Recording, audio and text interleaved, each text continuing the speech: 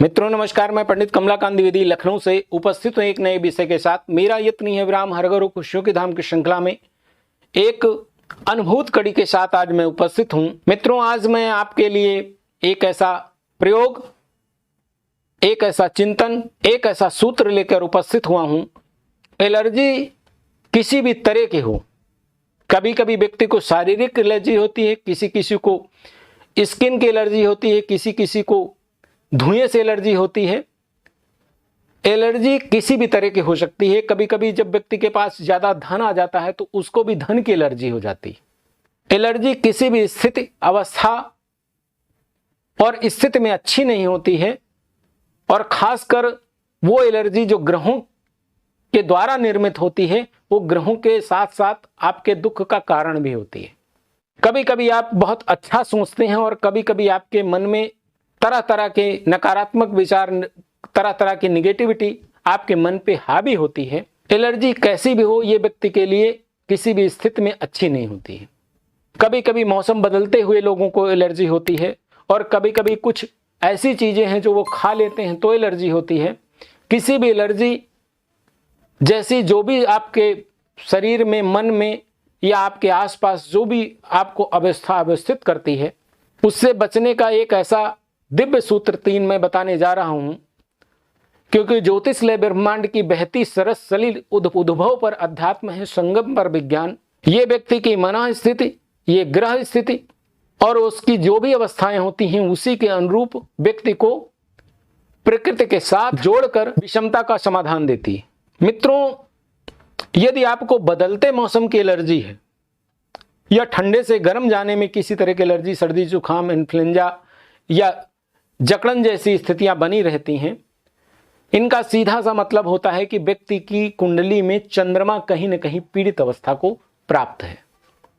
चंद्रमा की गति बहुत तीव्रगामी होने के साथ साथ चंद्रमा कई बार दृष्टि और सहयोग के साथ साथ पाप पीड़ित या पाप कर्तरी में जब होता है तो व्यक्ति को एलर्जी जैसी विषमताओं का शिकार होना पड़ता है। और जिसकी कोई भी दवा आधुनिक मेडिकल साइंस में तो नहीं है, लेकिन हमारे ज्योतिषीय उसमें कई ऐसे प्रयोग हैं जो आप सहज अपनाकर उनसे मुक्ति पा सकते हैं।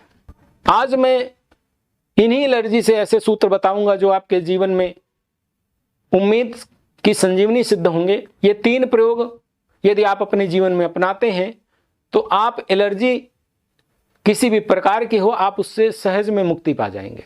आपको करना क्या है कि सूर्यास्त के बाद आपको सफेद चीजों का सेवन बिल्कुल बंद कर देना है।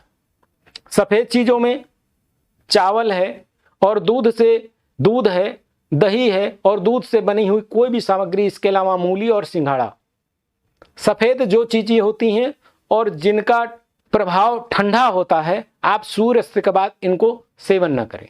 आपको दूध लेना है, आप सूरज से पहले सेवन कर लीजिए। आपको मिठाई खानी है, आप सूर्यास्त से पहले आप उसका सेवन कर लें, लेकिन सूर्यास्त के बाद कतई इन चीजों को आप छुएं ना। कंटिन्यू में आप 90 दिन इस चीज का प्रयोग करके आप देख लें, आपको दिखेगा कि चमत्कारिक लाभ आपको मिलेंगे। इसके साथ ही आप पूर्णिमा का व्रत, पूर्णिमा तिथि जिस दिन पूरा चंद्रमा होता है वो पूर्णिमा की तिथि होती है, आप पूर्णिमा का व्रत कर लें। इसके अलावा आप खीर का उस दिन आप भोग लगाएं और चंद्रमा को कच्चे दूध का अर्घ भी दें। इसके साथ यदि आप उसी स्थान पर बैठ के चंद्रमा को 10-15 मिनट आप पूर्णिमा के दिन निहार लेते हैं तो चंद्रमा आपको इतना प्रमुदित, इतना ऊर्जावान कर देगा कि आपका मनोबल और आपकी एलर्जी आपके शरीर के आसपास भटक नहीं पाएगी और आप इन विषमताओं से पूरी तरह से निर्मूल हो जाएंगे। पूर्णिमा वाला प्रयोग आप जीवन में पूर्णिमा करते रहें। 15-20 मिनट जो देखने का मैंने आपको तरीका बताया है वो आप देखते रहें। लेकिन जो 90 दिन यदि कंटिन्यू में आप सफ़ेद चीज़ों का सेवन आप रोक लेते हैं तो उसके बाद कभी इत्तेफाक स्वरूप कभी पार्टी वगैरह में जाना है या कहीं आपको दावत वगैरह में जाना है तो आप दूध की बनी हुई चीज़ों का सेवन कर सकते हैं। लेकिन कम से कम 90 दिन आप इस चीज़ पे आप नियमबद्ध अगर होंगे तो आप बहुत बड़ी पुरानी से पुरानी एलर्जी से आप सहज में मुक्ति पा जाएंगे। मेरा यत्न यह विराम हर घरों खुशियों के धाम की श्रृंखला को यहीं पर विराम देते हुए आज मैं कार्यक्रम से विदा लेता हूं। मिलता हूं फिर किसी अगले कार्यक्रम में। तब तक के लिए आप सभी को बहुत बहुत धन्यवाद। मंगल कामनाएं। नमस्कार।